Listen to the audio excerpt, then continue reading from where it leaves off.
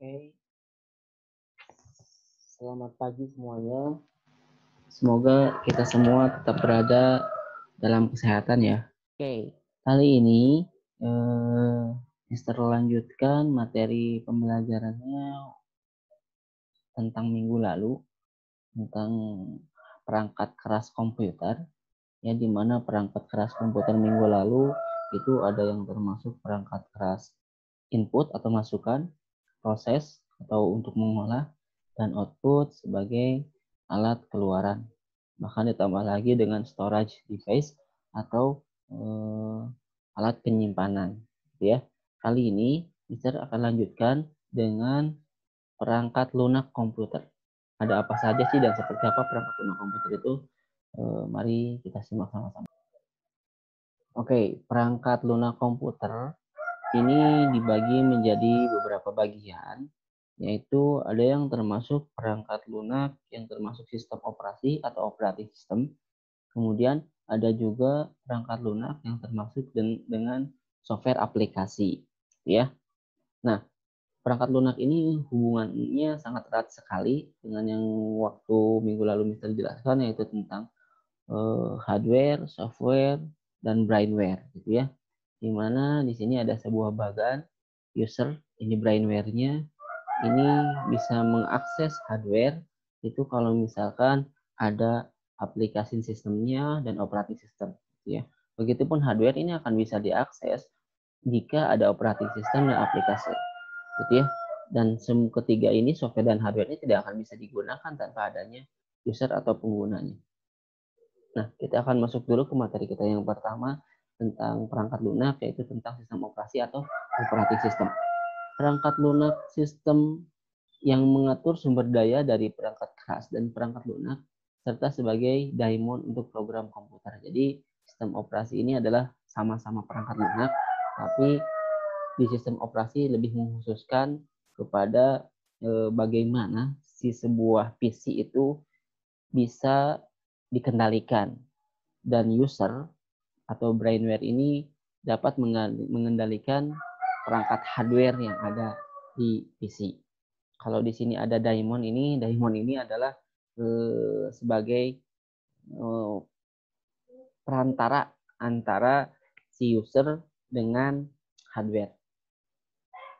Kemudian kita lanjut dengan fungsi sistem operasi. Seperti apa sih fungsi sistem operasi ini? Yang pertama, sistem operasi ini fungsinya membuat komputer menjadi lebih mudah dan menarik serta nyaman untuk digunakan. Kemudian, sistem operasi memungkinkan sumber daya komputer digunakan secara efisien. Nah, selanjutnya, sistem operasi yang disusun di program sedemikian rupa memungkinkan menerima perubahan atau pengembangan baru yang efektif dan efisien. Dapat melakukan pengujian sistem tanpa mengganggu layanan yang telah ada. Kalau kalian pernah lihat komputer kalian pada saat pertama kali dinyalakan, itu akan ada tulisan yang berderet, gitu ya, berderet terus tulisan. Yang mungkin kita tidak paham sebagai seorang awam, maksudnya apa sih tulisan tersebut. Nah, tulisan-tulisan tadi adalah tulisan-tulisan bahasa mesin yang hanya dapat dimengerti oleh hardware. Nah, bagaimana agar si hardware ini dapat difahami oleh user? Nah, itu yang dibutuhkan adalah sistem operasi. Dan bagaimana seorang user bisa memahami PC, itu dibutuhkan sistem operasi atau operating system. Nah, ini ada beberapa contoh dari sistem operasi atau operating system. Yang pertama, ada sistem operasi Microsoft Windows, ya. Pokoknya yang dikeluarkan oleh Microsoft itu ada banyak, dari mulai versi 1 gitu, versi 3, dan yang terbaru sekarang kan di Windows 10 gitu ya. Mungkin dulu kalian pernah nyoba Windows 7 atau Windows 7, kemudian Windows 8, Windows Vista gitu ya. Dan sekarang Windows 10 gitu ya. Windows 10 juga tidak sampai di situ, dia ada serinya, ada Home Edition, Education gitu ya, Enterprise, kemudian ada Professional, ada yang untuk 32 bit, ada yang untuk 64 bit. Kemudian ada sistem operasi Unix ya, yang menggunakan antarmuka sistem operasi POSIX seperti SCO Unix ya. Nah, Unix ini kalau kalian pernah dengar, salah satu produknya adalah Linux. Bahkan sistem operasi yang ada di handphone atau yang kita kenal dengan Android gitu ya, yang ada di handphone sekarang itu dikembangkan oleh Unix ya, jadi pengembangan Linux. Kemudian ada lagi yang ketiga sistem macOS atau Macintosh ya.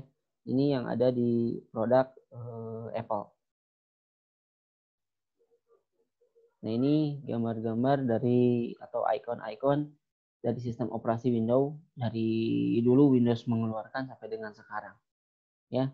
Ada Microsoft Windows 7, 8, 10, 7, Vista dan XP ya. Mungkin ada beberapa di sini yang kalian sudah pernah mencoba ya. Tapi yang paling booming yaitu dulu Windows XP, Windows 7 dan Windows 10. Windows 8 sama Windows Vista tidak begitu booming di kita karena masih banyak bugnya dan terlalu berat gitu untuk digunakan di PC pada saat itu. Nah, ini contoh logo-logo dari sistem operasi Linux ya, Unix tadi. Ya, ada Debian, ada Fedora, ada Ubuntu, ada Sabili, ada Red Hat. Nah, kalau Linux Mint biasanya yang digunakan untuk komputer desktop ya, seperti komputer-komputer yang kita gunakan saat ini, itu biasanya banyak digunakan Ubuntu, Debian, dan Linux Mint. Itu banyak digunakan untuk komputer desktop. Tapi untuk komputer-komputer yang skalanya besar gitu ya, atau komputer server itu banyak digunakan Red Hat gitu ya, atau Slackware untuk komputer-komputer server. Bahkan banyak sistem operasi Linux ini banyak digunakan oleh hacker untuk membobol atau membuka sebuah sistem operasi lainnya. Kemudian ini sudah tidak asing lagi ya, dengan branding ini Macintosh ya, sistem operasi yang ada di macOS ya. Kalau di handphonenya sama juga sih ya, Macintosh juga. Kemudian ini sistem operasi yang ada di handphone yang sekarang ya, mulai dari Android 1.0, 1.1, 1.5 sampai dengan yang sekarang Oreo gitu ya. Kita nggak tahu nih akan ada keluar apa lagi sistem operasi yang ada di Android. Kemudian ini sistem operasi yang ada di smartphone iOS ya. Nah, kita lanjutkan ke perangkat lunak aplikasi atau software aplikasi. Apa itu software aplikasi? Software aplikasi adalah suatu program komputer yang berfungsi untuk melakukan tugas-tugas khusus, seperti membuat dokumen, memanipulasi foto, membuat animasi, mendesain, memutar musik, atau video. Nah, bedanya dengan sistem operasi atau operating system, perangkat aplikasi ini kerjanya khusus. Kalau operating system, khususnya dia bekerjanya untuk sebagai translator lah, bisa dikatakan seperti itu, yang menerjemahkan bagaimana bahasa mesin bisa dipahami oleh user, bagaimana seorang user bisa memahami bahasa komputer atau bahasa mesin.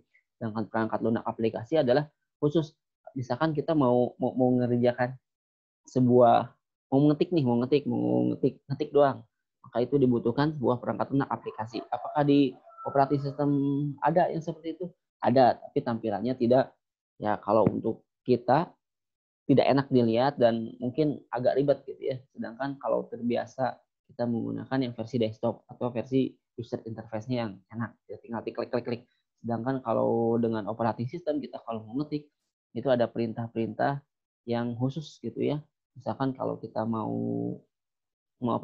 membuat folder aja, kalau kita klik kan tinggal klik. Kita klik kanan new folder gampang. Tapi kalau dengan menggunakan operating system, kalau kita membuat folder itu caranya cukup rumit ya. Harus kita tahu sintaknya dulu atau bahasa-bahasa pemrograman yang harus kita pahami dan hafal. Nah, ini macam-macam perangkat lunak aplikasi ya. Perangkat lunak aplikasi ini ada macam-macamnya. Ini diantaranya ada aplikasi entertainment ya.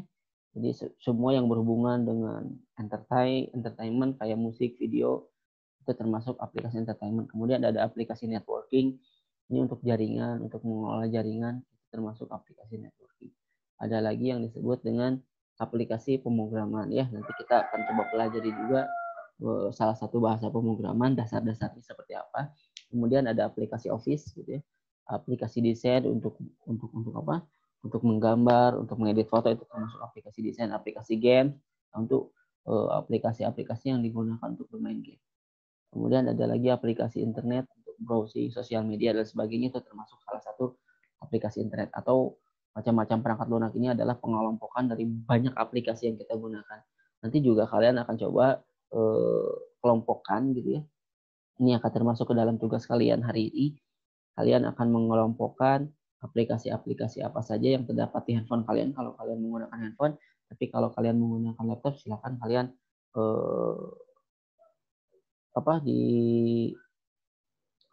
dipilah-pilah gitu, mana yang termasuk aplikasi entertainment, networking, dan lain sebagainya.